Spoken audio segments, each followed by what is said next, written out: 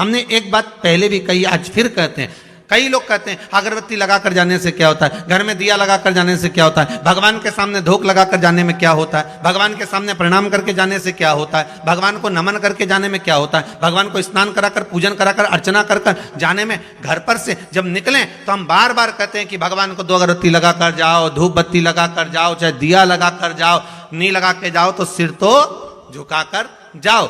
भगवान के सामने एक बार उसके सम्मुख में पहुंचकर, तुम्हारे घर में जो छोटा सा मंदिर हो, तुम्हारे घर में जो छोटा सा शिवलिंग हो, तुम्हारे घर में जो ठाकुर जी हो, लड्डू गोपाल हो, कृष्ण हो, राधा हो, जो भी तुम्हारे घर में विराजमान है, कम से कम उसके सामने एक बार पहुंचकर इसके बाद जाओ।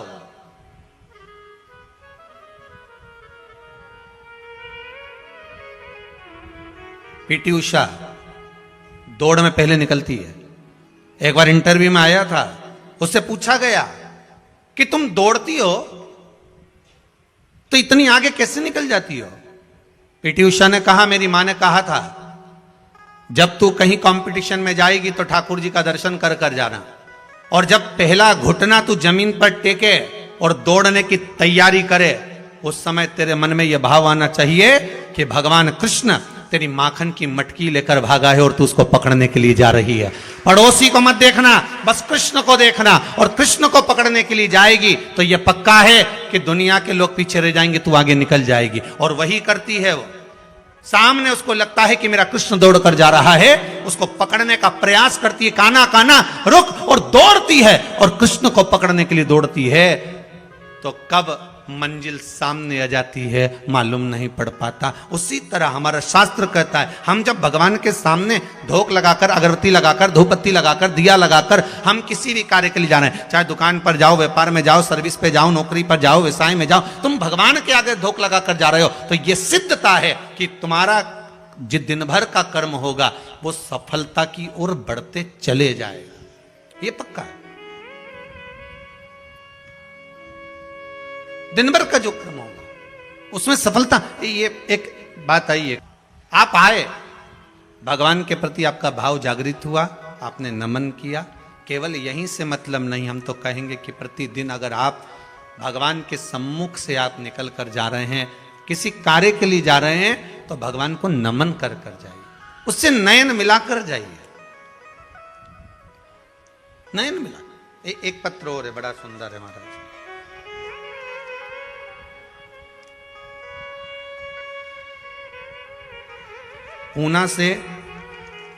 पूना से आरती जी ओझा, कहाँ है, खड़े हो जाए, माइक दीजिए जरा इनको।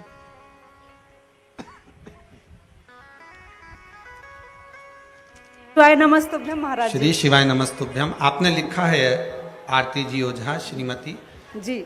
पूना से कहाँ से हैं आप? जी पिंपरी से। पिंपरी से हैं। बाबा ने क्या कृपा करी? अभी मेरी भतीजी की जॉब लगी है इलाहाबाद यूनिवर्सिटी में, प्रोफेसर जी। और मेरी भाभी का चचेरा छोटा बच्चा पैदा हुआ था, उसको बाबा ने बहुत कृपा करी, वो मर के बचा है। उसमें आपने लिखा है कुंदकेश्वर महादेव का जी, उपाय करा उपाय था। किया था, और उन्होंने पशुपति व्रत किया था, और मेरी भाभी आई थी। भतीजी के लिए पशुपति व्रत का प्रयोग करा गया था, जिसके अंतर्गत जी उसने टॉप किया महाराज, टॉप किया है। अच्छा, पीएचडी में। वाह वाह, बहुत बढ़िया, बहुत बहुत साधुवाद, बहुत बहुत विराजी। हर हर महादेव। बाबा शिव की कृपा है, शंभु दयालु है। ऐसे आप लोगों की जॉब, सर्विस, नौकरी बाबा लगा कर रखे। हमारी भी नौकरी बहुत अच्छी है।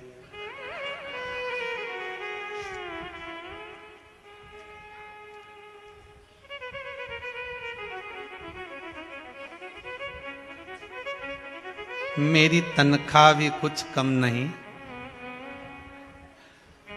है। बड़ी कृपा है। मेरी किस्मत का जब गुल खिला, तब जा कर के ये दर मिल गई मुझको चौखट तेरी, सबसे बढ़िया, सबसे भोले बाबा तेरी नौकरी सबसे बढ़िया है, सबसे बड़ी तेरे दरवाजे की चाकरी सबसे बढ़िया है, सबसे बड़ी। बाबा की कृपा सब जीवों पर बनी रहे। मेरा विश्वनाथ शंभो सबकी मनोकामना। बहुत सारे पत्र हैं, जैसा जैसा समय मिलेगा वैसा वैसा स्मरण करेंगे। करुणा शिव की।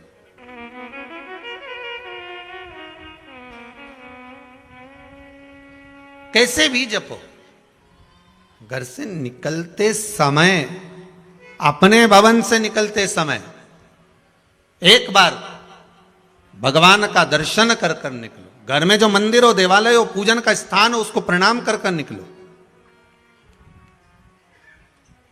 ज्यादा कोई नियम नहीं ले सकते तो एक नियम तो ले लो कि मैं सुबह निकलूंगा तो सबसे पहले भगवान का दर्शन करके प्रणाम कर कर, अगरबत्ती लगाकर, दिया लगाकर, धूपबत्ती लगाकर तब निकलूंगा।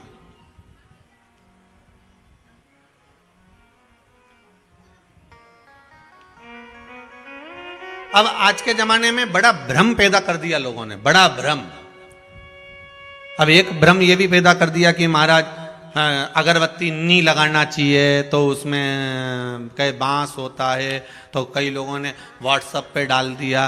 तो सब देखिए, अगरबत्ती लगाओगे, ये कई दुनिया के जितने विरोधी लोग हैं ना, ढेर सारे, वो तो ये भी चाहते हैं कि तुम अगरबत्ती क्या, तुम तो सिर भी मत झुका भगवान के आगे।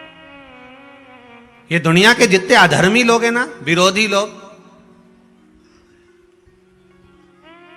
ये तो इस पक्ष में बैठे हैं कि कैसे भी व्हाट्सएप पर ऐसी चीज डाल दी जाए कि ये भगवान के सामने भी सिर ना झुका। ये जितने विरोधी हैं, ये सब कभी लिख देते हैं कि अगरबत्ती मत लगाओ, उसमें बांस फंसा हुआ है, ये मत लगाओ, धूपबत्ती मत लगाओ तो भगवान को खांसी हो जाएगी, तो दिया मत लगाओ तो घर की छत काली पड़ जाएगी।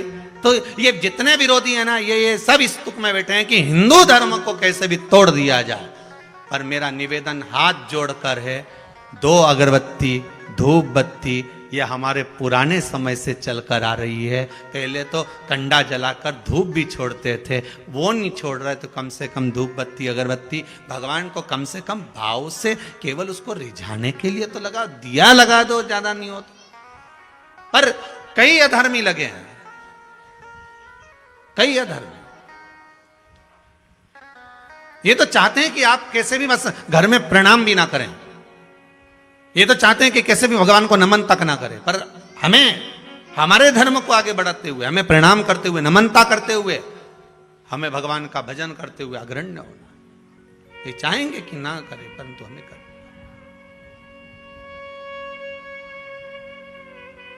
उसका स्मरण करते हुए आप 2 मिनट भगवान के सम्मुख में पहुंचो, प्रणाम करो, नमन करो, अगरबत्ती लगाओ, धूपबत्ती लगाओ, दिया लगाओ, ये आपकी मर्जी है। और कुछ नहीं कर सकते तो कम से कम उससे नयन मिलाकर तो जा सकते हो।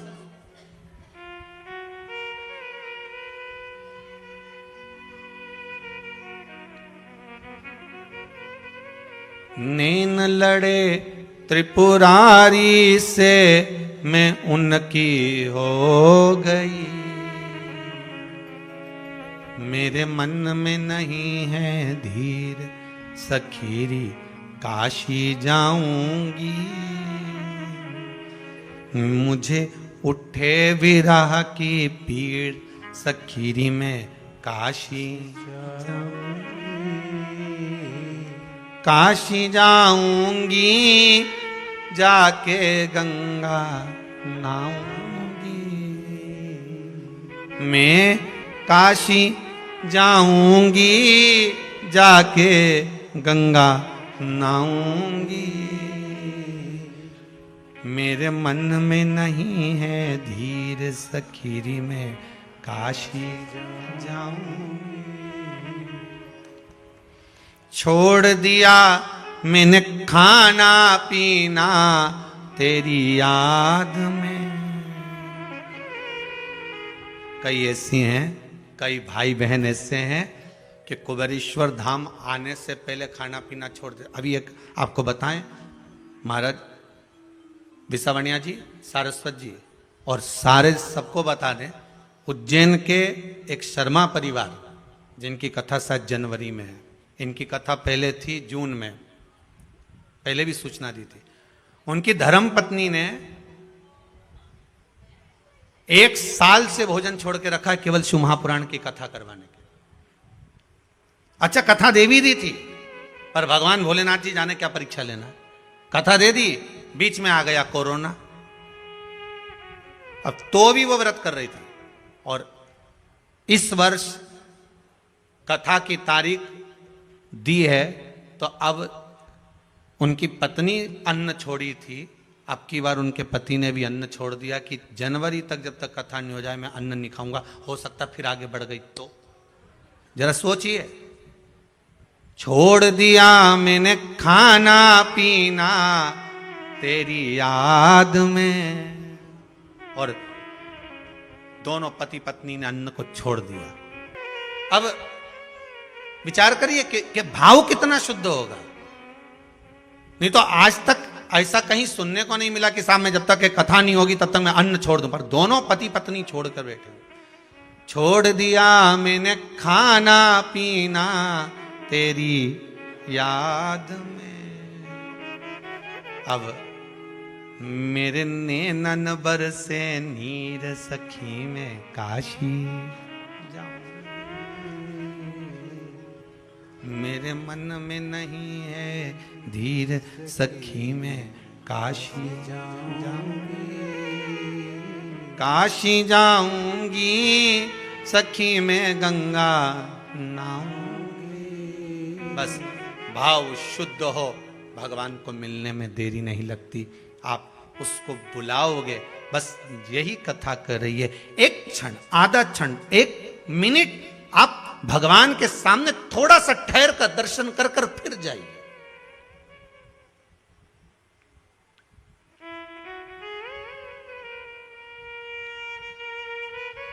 एक क्षण ठहर कर फिर जाइए।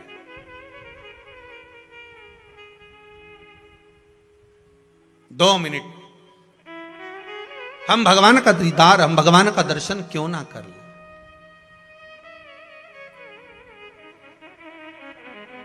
महाराज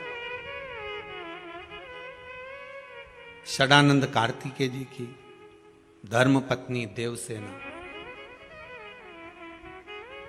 देखिए शिव महापुराण में कार्तिकेय जी के विवाह का कोई प्रसंग नहीं है। इसमें तो लिखा है कि कार्तिकेय बाबा ब्रह्मचार्य व्रत का पारण करें, पर ब्रह्मवेत्ता पुराण के अंतर्गत लिखा है कि कार्तिकेय महाराज की 2 धर्म पत्नियां थी, देवसेना और वल्ली देवी। ब्रह्मवेत्ता पुराण में लिखा है कि कार्तिकेय बाबा की 2 धर्म पत्नियां थी, एक था देवसेना, दूसरी वल्ली देवी, पर शिव महापुराण में नहीं लिखा। तो कोई कहे कि गुरुदेव आप बोल रहे हैं कि कार्तिकेय जी की धर्म पत्नी थी, तो शिव महापुराण में नहीं लिखा, फिर कहेंगे ब्रह्मवेत्ता पुराण में लिखा। तो कार्तिकेय जी की जो धर्म पत्नी थी देवसेना, एक बार उसने भी कार्तिकेय बाबा से षडानंद जी से प्रश्न कर लिया था।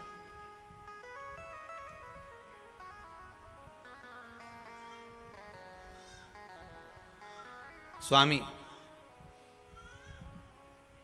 देवसेना बोलती थी स्वामी, इसलिए आज भी आंध्रा में कार्तिकेय बाबा को स्वामी ही कहा जाता है। कई लोग उनको अयप्पा स्वामी भी कहते हैं, श्री स्वामी भी कहते हैं। देवसेना ने कहा स्वामी मेरे मन का एक प्रश्न है, आप उसका उत्तर देंगे? जी बोलिए, क्या हुआ, क्या चाहती हो? देवसेना ने कहा प्रभु जी, सारी दुनिया के लोगों के 1 मुख होता है, 2 मुख होते हैं, किसी का 10 मुख भी होता है, पर आपके 6 मुख क्यों हैं? कारण क्या है षडानंद कार्तिकेय आपके 6 मुख का? भगवान कार्तिकेय महाराज ने अपनी धर्म पत्नी देवसेना से कहा, देवसेना सुनो, मेरे 6 मुख ये मुझे गंगा जी की देन है। जब मेरा जन्म हुआ था तब मैं 6 भागों में प्रकट हुआ था, पर मेरी माताओं ने, कृतिकाओं ने, संतों की धर्मपत्नियों ने मुझे एक कर दिया। मुख 6 रखे, शरीर एक कर दिया। तो प्रभु, जब माता कृतिकाओं ने आपके शरीर को एक कर दिया था तो मुख को एक करने में क्या दिक्कत थी?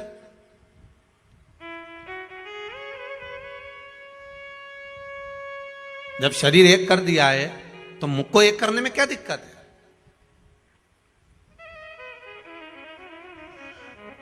क्या कारण है? भगवान शंकर ने, भगवान कार्तिकेय जी कहते हैं, षडानंद कार्तिकेय कह रहे हैं देवसेना को, देवसेना बस बात इतनी सी है कि माता ने 6 मुख मेरे इसलिए रखे कि 5 मुख से मैं इन पंचम जो इंद्रियां हैं, इसको, जो इंद्रियां वशीभूत हो जाती हैं, काम, लोभ, आसक्ति, वासनाओं में जो डूब जाती हैं, इन पंचम इंद्रियों को साध कर शिव की उपासना में एक मुख से गुणगान करता।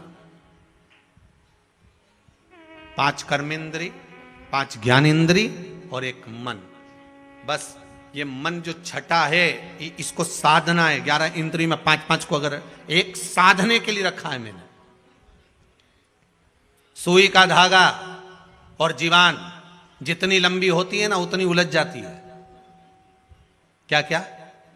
जम के बोलो जरा, माताओं को तो ज्यादा मालूम होगा। सुई का धागा जितना लंबा लिया और 2-3 बार इमें तकिया की खोल में या गादी की खोल में निकाला, और निकालते से फिर वो धागा आगे जाके, अरे बोलो तो जम के उलझ गए। सुई का धागा और जीवान जितनी लंबी होती है ना, ये उलझती जरूर है। तुम जितना ज्यादा बोलने की तुम्हारी आदत होगी, जरा जरा सी बात में बोलने की आदत होगी, 2 लोग बात कर रहे हैं, तीसरी तुम घुस गए, बोलना चालू कर दिया। 2 ट्रेन में बैठ के जा रहे और उसमें तुम बैठकर बात करने लगे। तो ये जो तुम्हारी आदत है ना, तो समझ लेना कि ये सुई का धागा और जीवान जितनी लंबी होगी ना, उतनी तकलीफ देगी। इसलिए संतों को देखना, एकदम मौन रहते हैं, चुप। उनको मालूम है दादा उलझ गए। तो ये आधे से ज्यादा जो नेताओं ने ना, ये तुम टीवी पे रोज देखना, रोज न्यूज वाले बताते रहते हैं कि उनने ये बयान दिया तो उनने वो बयान दिया। इनको बस यही कथा सुना दो एक बार कि सुई का धागा और जीवान ये ज्यादा लंबी नहीं होना चाहिए, ये लंबी हुई कि उलझी। तुम जितना ज्यादा बयान दोगे, ज्यादा बोलोगे, ज्यादा शब्दों का बाण कहते रहोगे तो ये उलझ जाएगा। इसलिए आप बोलना ही मत ना, आप तो मौन रहो, जितना जितना मौन रह सकते उतना रोइए। पार्वती मैया कितना बोलती थी, भोलेनाथ जी कुछ बोलते थे? अरे बोलो तो सम, कुछ भी नहीं। और जब वो बोलते थे तब सारे डोलते थे।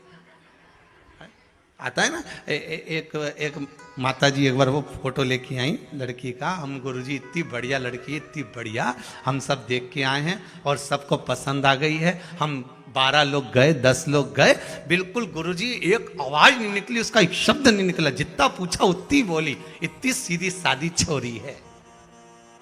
आप देख के बताओ कैसी रहेगी? हमने कहा अच्छी है, पर बिल्कुल नहीं बोलती गुरुजी। हमने कहा भी नहीं बोलेगी, जब वो बोलेगी ना तो तू भी डोलेगी। अभी काय बोलेगी? अब इसकी कोई आफत आई है बोलेगी वो?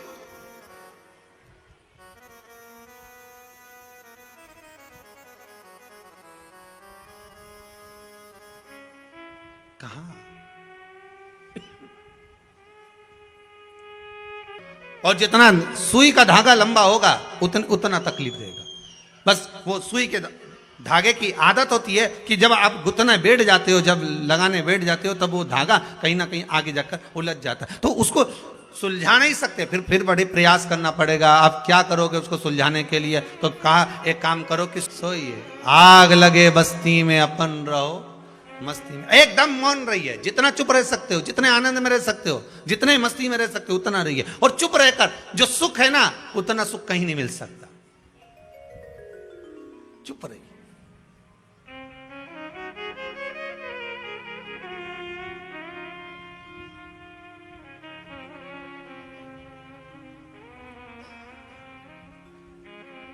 अगर आपका किसी से विवाद हुआ है ना, एक शब्द मत बोलना, एक शब्द भी उसको बोलने देना।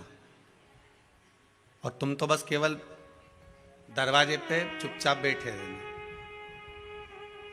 एक दिन मत बोलो, 2 दिन मत बोलो, 3 दिन मत बोलो, चौथे दिन मत बोलो, पर जिससे विवाद हुआ है ना, वो रोज कुड़ के अंदर मारा जाएगा, इसके अंदर क्या चल रहा है, ये बोल क्यों नहीं रहा, आखिर बात क्या है, ये मुंह से कुछ बोला क्यों नहीं, ये बोल क्यों नहीं रहा, कोई सूचना क्यों नहीं आ रही, कोई बात क्यों नहीं आ रही।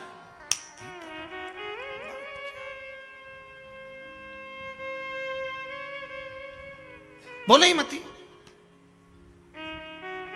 जितनी जीवान लंबी होगी उतना तकलीफ आपको होगी, और जितना धागा लंबा होगा सुई का उतना वो सिलने में तकलीफ होगी, उलझेगा वो, पक्का है, उसको सुलझ। ए देवसेना, मेरा एक जो मुख है, ये मैंने जो रखा है 6 मुख, ये केवल मेरी माताओं ने शरीर तो एक कर दिया, पर मुख 6 अलग ही रहन दिए, एक नहीं करा। उसका कारण केवल इतना है कि मैं इन मुख से भगवान का गुणगान करता रहूं, भगवान की भक्ति का एक स्मरण भाव सम्मुख में प्रकट करता रहूं। किसी ने लंकाधिपति रावण से पूछ लिया था, तुमने 10 सिर क्यों लिया, तो क्या मर्जी मेरी, तो कारण क्या था, और लंकाधिपति रावण ने कहा मेरे 10 सिर का केवल एक कारण है कि जब मैं शंकर का गुणगान करूं, जब मैं शिव का स्मरण करूं, तो मेरे 10 मुख से भगवान शंकर का गुणगान होना चाहिए, मेरे 10 मुख से भगवान शिव का स्मरण होना चाहिए। मैं भगवान की भक्ति में इस 10 मुख से डूबा रहूं।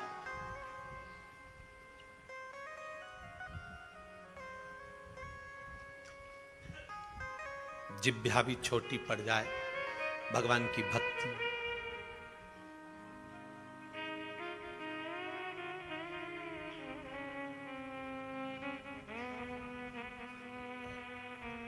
सारी पृथ्वी को कागज करूं और लेखनी पूरे वृक्षों की कर लूं, तो भी परमात्मा का स्मरण करना कठिन है महाराज।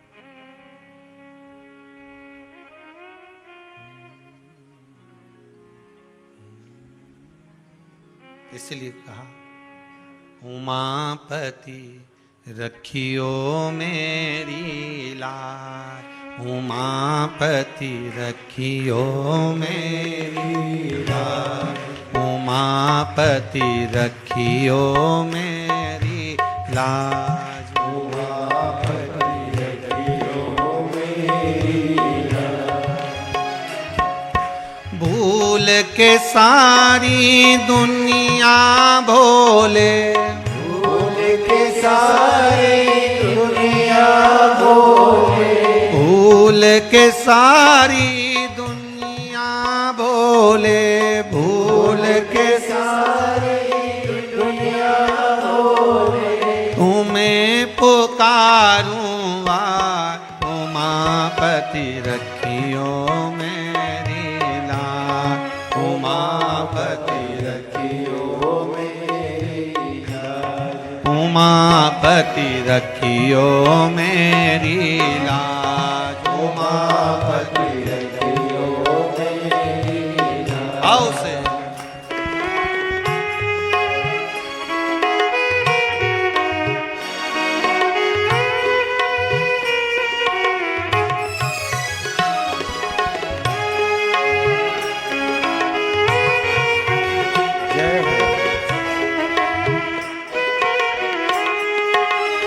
ताली से बल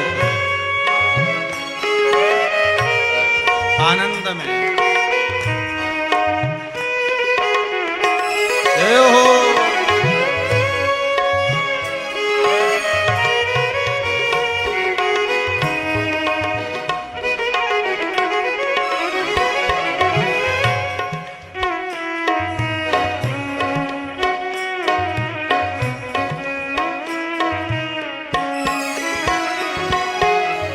जोड़ लिया है प्रीत के धागे, जोड़ लिए हैं प्रीत के धागे, जोड़ लिए हैं प्रीत के धागे, जोड़ लिए हैं प्रीत के धागे, सब फीका है तेरे आगे, सब फीका है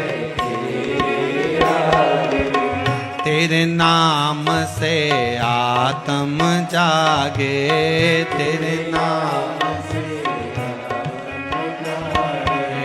दूर दूर सब अवगुण भागे, दूर दूर सब अवगुण भागे।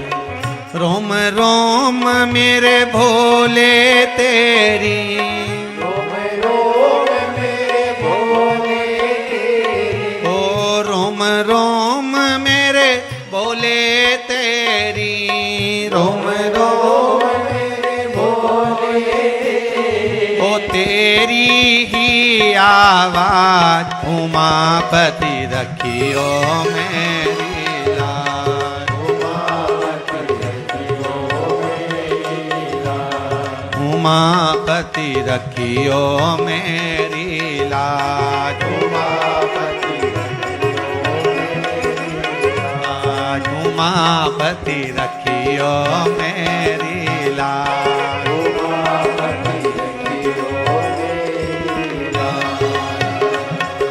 भूल के सारी दुनिया बोले, भूल के सारी दुनिया बोले, ओ भूल के सारी दुनिया बोले, भूल के सारी दुनिया बोले। उमापति रखियो मेरी लाज, उमापति रखियो मेरी लाज, उमापति रखियो मेरी लाज। जय हो।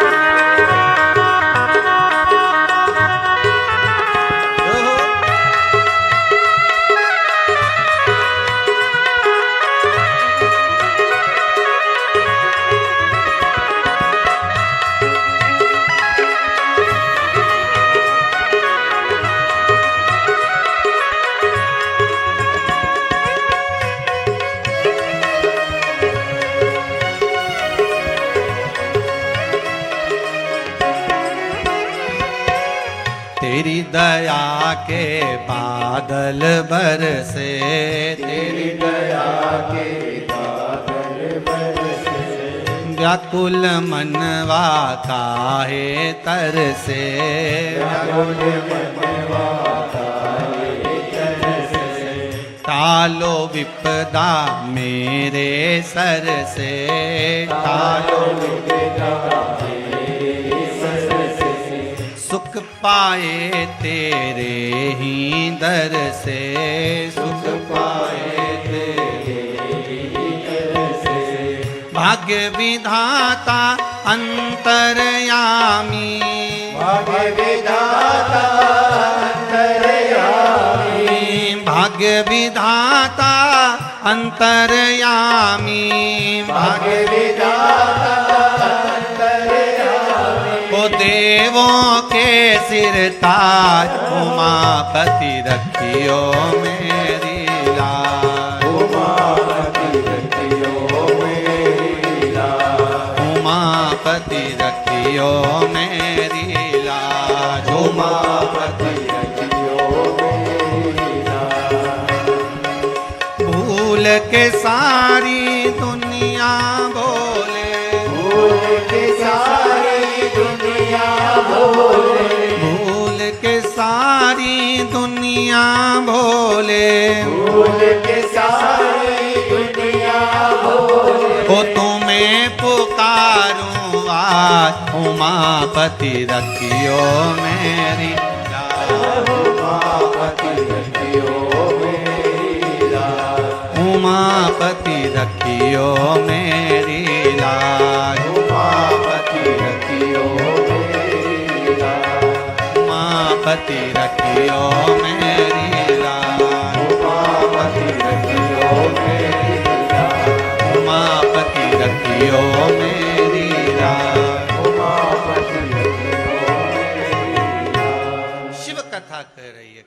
षडानंद कथा कर रहे हैं। भगवान कार्तिकेय जी महाराज कहते हैं कि मेरा जो मुख मिला है ये भगवान की भक्ति का गुणगान गाने के लिए मिला है,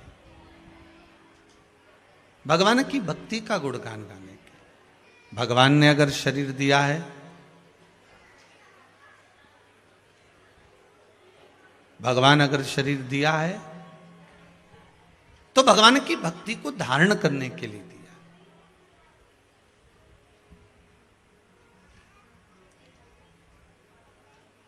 तारकासुर हृदय में शिव है, तारकासुर के हृदय में शंकर ओगरदानी तरकालदर्शी शिव समाया। इसलिए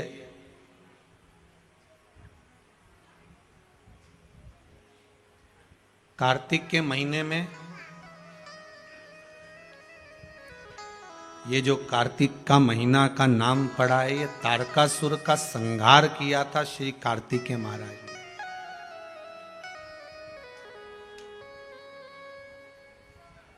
इसलिए कार्तिक के महीने की मूलता कही गई।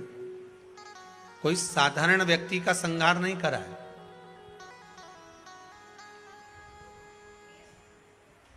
ये जो एक भजन करने वाला हो और एक पाप कर्म करने वाला हो, या तो पाप कर्म करने वाला हो कि पूरा ही पापी हो तो उसका संहार हो जाए, या बिल्कुल भजन करने वाला हो तो उसका उद्धार हो जाए। अब ये बीच में जो टंगा हुआ है ना कि हे असुर भी और भगवान की भक्ति भी कर रहा है, इसको संभालना, इसका संहार करना बड़ी कठिन बात है साहब।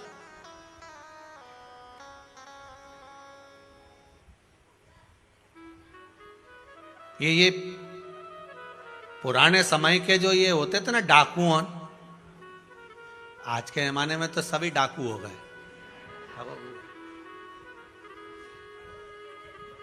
पर पुराने डाकू और आज के डाकू में अंतर है। बोलो सही है कि गलत है? पुराने समय के डाकू डाका डालते थे, पैसा ले जाते थे, धन छिड़ा कर ले जाते थे, पर किसी बहन बेटी पर कभी हाथ का स्पर्श भी नहीं करते थे। और आज के डाकू, अब तुम समझ जाओ नी के उत्तम है।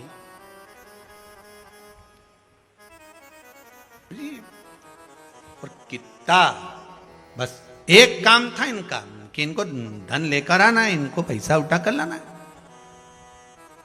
धन लाना है। और जाने से पहले कहां जाते थे? डाका डालने से पहले जम के बोलो, जिस देवी को मानते थे, जिस देवता को मानते थे, पहले उनके यहाँ जाके नमन करके अगरबत्ती लगाए, धूपबत्ती लगाए, निवेदन करके फिर जाते थे कि आज हम डाका डालने जा रहे हैं। भवानी और ये भवानी दोनों को लेकर जाके हम आएंगे, तेरी आराधना करेंगे।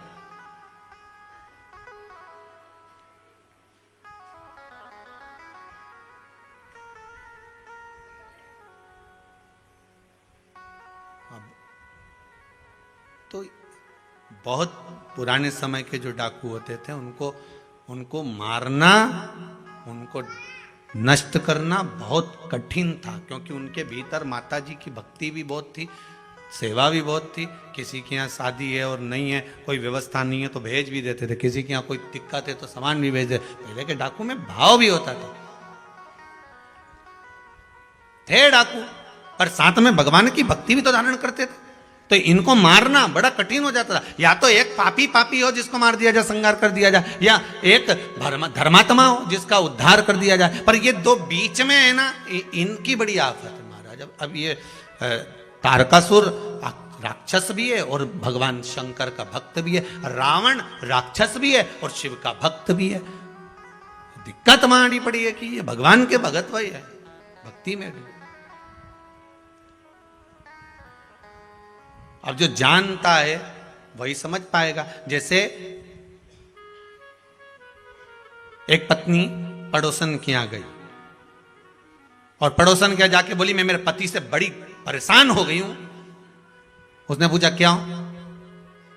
मेरा पति इतना झूठ बोलता है कि मैं उससे परेशान हो गई हूं।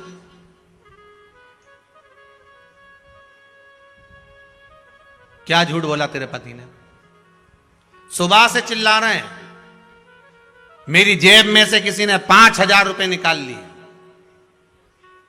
सुबह से चिल्ला रहे हैं कि मेरी जेब में से किसी ने 5,000 रुपए निकाल लिए, और मैं 4 बार बाथरूम में जाके गिन के आ चुकी हूं, 4,000 ही हैं।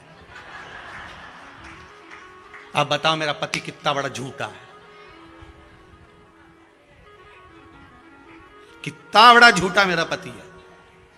सुबह से चिल्ला रहा है 5,000 निकाल लिए जेब में से किसी ने, 5,000 निकाल लिए। सुबह से झूठ बोल रहा है 5,000 निकाल लिए, और मैं 4 बार बाथरूम में जा चुकी हूं और गिन के आ चुकी, तो मुझे 4,000 ही मिले। अब बताओ कितना झूठा है। अब ये नहीं कह रही खुद चोटी, अब वो के झूठ बोल रहा है, वो दिख रहा है। 4,000 बोले। बस यही हमारा क्रम महाराज। कोई असुर प्रवृत्ति का भी है। फिर वही वाली बात आ गई कि दिन में भी शक्कर खाओगे तो मीठी रहेगी, रात को भी खाओगे तो मीठी रहेगी, अंधेरे में भी खाओगे तो मीठी है, दिन में भी खाओगे तो मीठी है, उजाले में भी खाओगे तो मीठी है। उसी तरह राक्षस होकर भी भगवान का भक्त है तो भगवान उसको मिलेगा जरूर। रावण शंकर का उपासक थे, रावण राक्षस थे, पर भगवान की भक्ति उसके भीतर थी, इसलिए मारने राम जी को आना पड़ा। तारकासुर भी राक्षस था, पर भगवान की शिव की भक्ति थी, इसलिए मारने शिव के पुत्र आए। कोई साधारण नहीं आ सकता। आराधना तुम्हारी चित्त वृत्ति में जो हो समझे।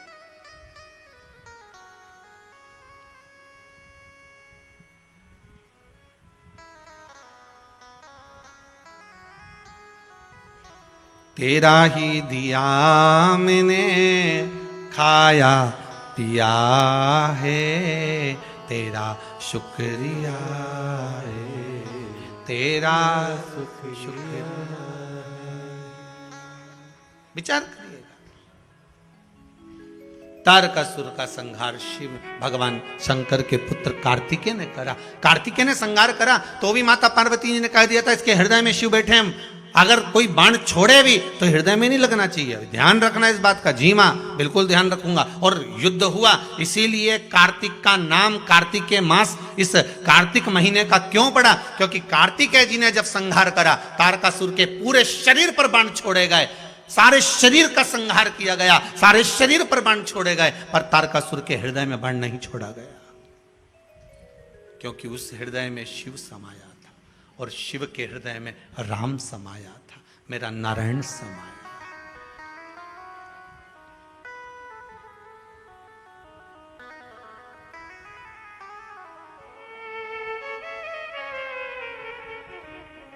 भगवान नारायण, भगवान विष्णु इतने प्रसन्न हुए थे तारकासुर के संहार पर।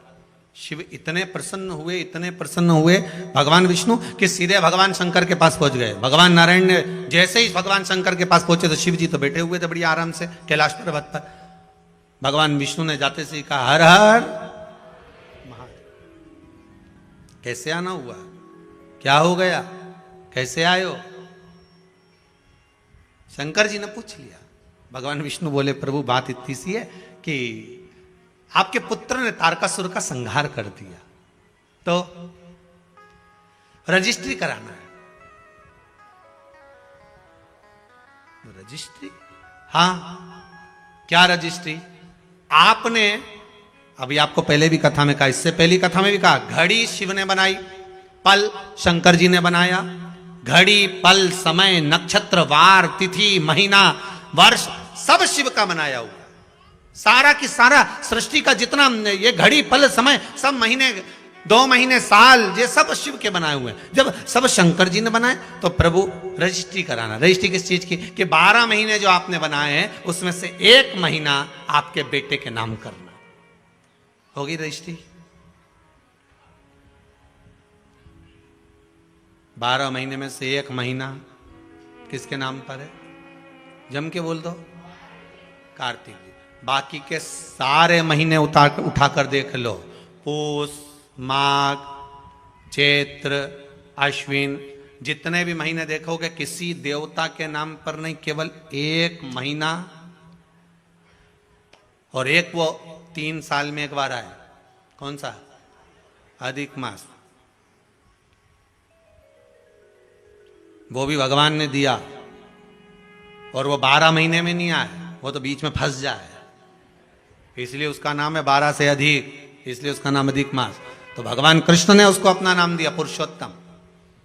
पर बाकी के 12 महीने निकाल कर देख लो आप, माघ मिलेगा, पूस मिलेगा, चैत्र मिलेगा, वैशाख मिलेगा, अश्विन मिलेगा, सारे महीने मिलेंगे, मल मास अधिक अधिक शाम मिल जाएंगे, पर देवता के नाम से कोई मास नहीं मिलेगा। देवता के नाम से अगर कोई मिलेगा तो केवल एक मिलेगा, वो है कार्तिक मास। क्योंकि यहाँ प्रॉपर्टी में लिख दिया गया, सील ठप्पा लग के सिग्नेचर होके ठप्प लग गया कि ये कार्तिक मास, ये महीना इनका है। तो पूछा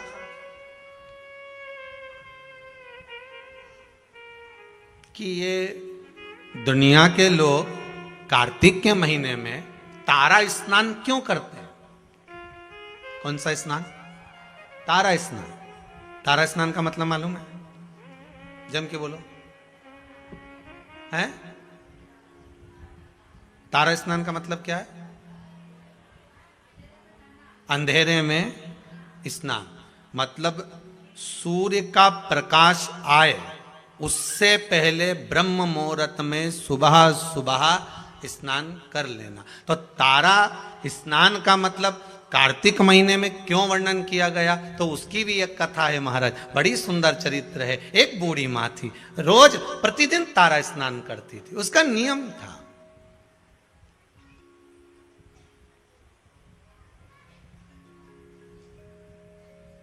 प्रतिदिन तारा स्नान करती थी।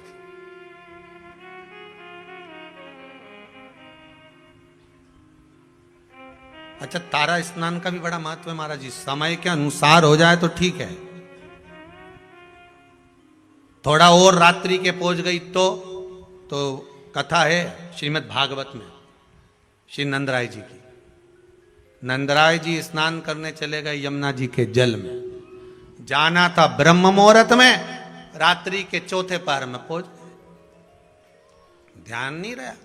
इनने तो अपने जैसे कई बार हो जाती गलती कि नहाना ही तो है, थोड़ा और जल्दी चल चलो, और जल्दी चल चलो, और जल्दी चल चलो। तो इनने क्या करा, बोरिया बिस्तर बांधा और गई ने नर्मदा जी में आधी रात के नहा ली। अब आधी रात के नर्मदा जी में नहाई और विचार, तो हमारे यहाँ हर चीज का एक समय बताया गया। हमारा शाही स्नान होता है तो भले वो शाही स्नान का महत्व है कि इतनी बजे से होगा, ब्रह्म मुहूर्त में होगा, ये रथ आएगा, ये ऐसा होगा, वो होगा, तो उसमें रात भर का स्नान का नहीं कहा गया कि तुम पूरी रात नहाते रहो। हाँ, ये हमारा महत्व है कि हम जाए नहाए, वो अपनी एक बात। वैशाख का स्नान कहा गया तो भी उसका महत्व बताया गया। ग्रहण का स्नान कहा गया तो रात्रि का स्नान बताएगा कि चलते ग्रहण में कुरुक्षेत्र में स्नान करो महाराज, वो एक अलग। परंतु यहां जो वर्णन किया गया, नंद बाबा एक बार स्नान करने के लिए गए और ब्रह्म मुहूर्त के पहले रात्रि में ही उन्होंने स्नान कर लिया। रात्रि का चौथा पहर चल रहा था और जैसे ही स्नान करने के लिए तीसरा पहर चल रहा था, और स्नान करने के लिए जैसे ही यमुना जी में कूदे तो वरुण ने बंदी बना लिया, ले गए कि तुमने बिना पूछे जल में आधी रात को स्नान क्यों करा, बंदी बनाकर ले गए। भगवान कृष्ण उनको घर जाकर ढूंढे, मिले ही ना। ये श्रीमद् भागवत का चरित्र है, 10वें स्कंद में इसका वर्णन है। नंद बाबा मिल नहीं रहे। यशोदा जी ने कहा, लाला तेरे पिताजी को ढूंढ कर ला। अब कन्हैया ढूंढने के लिए गए तो नंदराय बाबा को कहीं मिलते ही नहीं। ढूंढते ढूंढते यमुना जी से पूछा, क्यों मेरे पिताजी स्नान करने आए थे? हाँ, कहां गए? तो क्या आपके पिताजी से गलती हो गई? यमुना जी बोली, क्या गलती हो गई? स्नान करना था ब्रह्म मुहूर्त में, कर लिए रात्रि के तीसरे पहर में। हो मेरे पिता से गलती हो गई। तो वरुण बंदी बनाकर ले गए। वहां पहुंच गए वरुण जी के पास। स्वामी, अभी तक वरुण भगवान कृष्ण के हाथ जोड़ते थे, आज भगवान कृष्ण ने वरुण जी के हाथ जोड़े, क्योंकि गलती हुई है मेरे पिता से। जीवन में अगर गलती स्वीकार करने की अगर आपकी आदत है तो जीवन में महान बनने से कोई नहीं रोक सकता आपको। आप गलती स्वीकार करना प्रारंभ कर दीजिए, महान बनने में कोई नहीं रोकेगा। पर आज के जमाने में कोई गलती स्वीकार तो करे।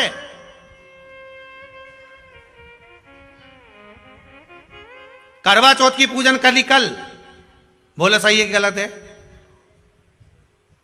जरूरत थी करवा चौथ की पूजन करने की, करवे को लाई, पूजन करी, इकट्ठा करा, सब कुछ करा, और अभी तक वो करवा कहीं ना कहीं पड़ा होगा। जब जरूरत थी तो बीन के लिए, और फिर सास के कि क्यों रही जरूरत पड़ी तो हेड लाई, अब पटक दिया, अब बेचारी सास उठाए। सही है कि गलत है? सब बना के रख दिया, ये सामान यहां पड़ा है, वो सामान वहां पड़ा है, अब तुम तो गई ने चलनी में मुंडा देखी आई। अब गलत नहीं, करो पूजन, पूजन करो, पाठ करो, अर्चना करो, पर जो तुमने सामान इकट्ठा करा था, करवा लाई थी, ये करा, दिया लगाया है, बाती लगाई, सारा सामान इकट्ठा करके रखा, तो सवेरे उठकर स्नान करके वो सारा सामान उठा के रख भी। फैला रहा तुमने, फैला दिया, उठाए डोकरी,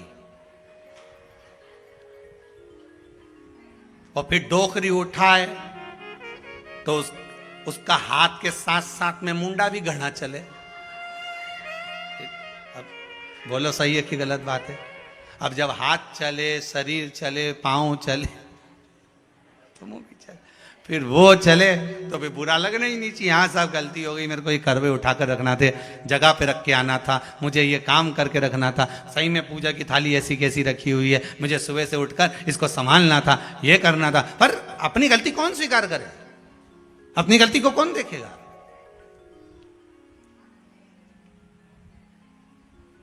गलती मान लेना, अपनी गलती को स्वीकार कर लेना, यही महान बनने के लक्षण है। आपने स्वीकार कर लेना, हाँ मम्मी गलती हो गई, मैं अभी उठा देती हूं, मम्मी पड़े रहने दो, मुझसे गलती हो गई, वास्तव में मैंने पूजन तो करी पर ये करवे तो यहीं रख दिया, मैंने सामान तो यहीं पड़ा के पड़ा रखा, और सोचूं कि पूरा पुण्य मिल जाए, मैंने जो व्रत करा उसका पूरा पुण्य मिलना चाहिए, तो पूरा काम भी करो। पूरा काम करोगी तो पूरा पुण्य मिलेगा, आधा काम करोगी तो आधा पुण्य। उठाओ, रखो, संभाल कर रखो जरूरतमंद जगह पर।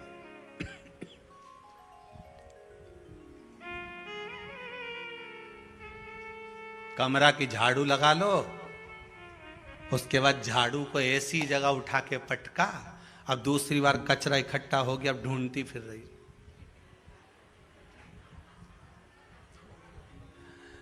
पिन्नी मिली कमरा में तो पड़ोसी कहते कहीं झाड़ू है क्या तुम्हारे? हमारे कमरा की तो मिल ही नहीं रही है। ये कुबेरेश्वर धाम के ये जो कमरे बनाए ना, ये इधर से इधर, जिसमें भगत लोग आए सो ठहर जाए कर जाए, इनमें भी एक एक झाड़ू धरी थी। अब अभी जितने ठहरे नहीं, इनसे पूछ लो इनका कमरा में झाड़ू मिली? सब गायब। अब कचरा इकट्ठा हो जाए तो क्या करे, कहीं से झाड़ू लाऊं, और मालूम पड़े जो हाल की थी वो भी ले गई, वो मिले सो। बस आदत हमारी यही है, हम गलती को स्वीकार नहीं करते। जिस दिन हमने अपनी गलतियों को स्वीकार करना प्रारंभ कर दिया तो महान बनने में देरी नहीं लगे। हम गलती स्वीकार नहीं करते, गलती को हम दूसरे पे थोप देते हैं। क्यों? झाड़ू रखी थी, हमें क्या मालूम, हम तो अभी आए, मतलब गलती दूसरे पे थोप दो। फिर उसे पूछा क्यों री लीला, झाड़ू कहाँ है? फेल लो, हम तो खुद पड़ोसन की लेके आए थे। तो ये उसी में कहा लेना, टीचर ने आते से पूछ लिया क्यों रे, ए पप्पू खड़े हो? Yes sir. धनुष किसने तोड़ा? पप्पू खड़े हो के बोले मेरे बाप की सौगंध खाऊं, मैं तो लेट आया था, मुझे नहीं मालूम, मैं तो खुद आज क्लास में ही लेट आया। धनीराम तू खड़े हो जा। जी सर। धनुष किसने तोड़ा? मैं तो कल आया ही नहीं था। सब ने बहाने बनाए, कोई कहे ऐसा, कोई कहे ऐसा। बस हम गलती स्वीकार नहीं कर। अपनी गलती को जिस दिन हमने स्वीकार करना प्रारंभ कर दिया, मान लो उस दिन सुख हमारे सामने आ गया। सुख सामने आ गया, करा नहीं। बूढ़ी मां जाए, स्नान करे, आए,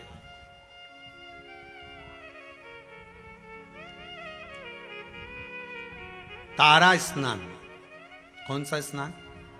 कार्तिक की, अगर आपके पास में कार्तिक महत्तम की किताब होगी उसमें भी लिखा होगा, स्कंद पुराण पढ़ोगे या विष्णु पुराण पढ़ोगे उसमें भी लिखा होगा तारा स्नान का महत्व।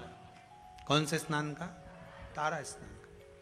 तारा स्नान का महत्व में वर्णन लिखा है ब्रह्म मुहूर्त में। आप आधी रात को अगर जा रहे हो तो उसमें वरुण देवता के सामने भगवान कृष्ण हाथ जोड़कर खड़े, गलती को स्वीकार करा कि मेरे पिता से गलती हुई है, स्नान करना था ब्रह्म मुहूर्त में, कर लिया रात्रि के तीसरे पहर में, गलती हो गई, मान लो गलती कि हाँ हुई है साहब, क्या करें साहब, गलती। अब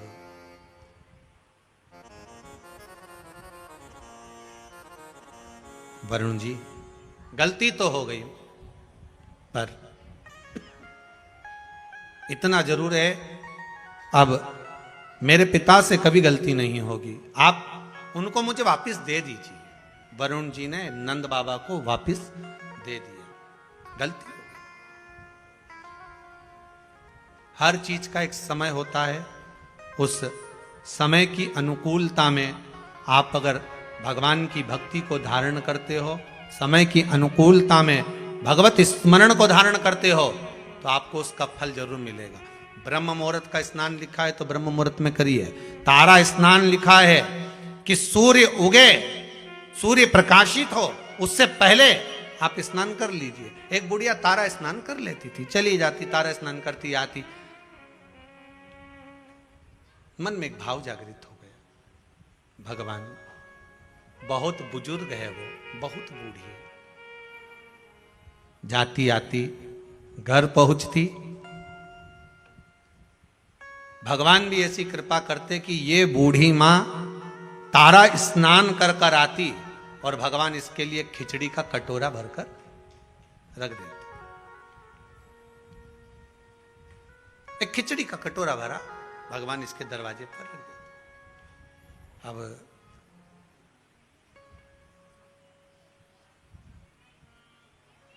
खिचड़ी के कटोरे को बूढ़ी मां के सम्मुख में रखा,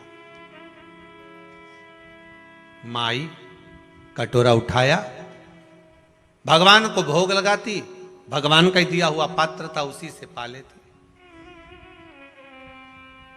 एक दिन पड़ोसन ने विचार करा कि बड़ी विचित्र है ये बूढ़ी मां, ना जाने इसको कौन ब्रह्म मुहूर्त में खिचड़ी देकर चले जाता है और ये उसका पान कर लेती है, उसका सेवन कर लेती है। आज ये सुबह जब स्नान कर कर आएगी, पड़ोसन ने विचार करा उससे पहले मैं जाग जाऊंगी और जाग कर इसके खिचड़ी के कटोरे को उठाकर बाहर फेंकी आऊंगी। जब जब मनुष्य धर्म की ओर बढ़ता है, जब जब मनुष्य सत्कर्म की ओर बढ़ता है, जब जब मनुष्य भगवान की भक्ति की ओर बढ़ता है, भजन कीर्तन स्मरण की ओर बढ़ता है, शिव आराधना की ओर बढ़ता है, भगवत नाम की ओर बढ़ता है, तब तब दुनिया के लोग उस पर उंगली उठाना प्रारंभ कर देते हैं। मीराबाई को नहीं छोड़ा, रामकृष्ण परमहंस जी को नहीं छोड़ा, संत तुकाराम नामदेव आदि आदि को नहीं छोड़ा, प्रहलाद ध्रुव जी को नहीं छोड़ा। पर भक्ति अगर दृढ़ी है, आपका विश्वास अगर दृढ़ी है तो डूब नहीं सकते, यह पक्का है। एक बहुत अच्छा संवाद है, देखिए।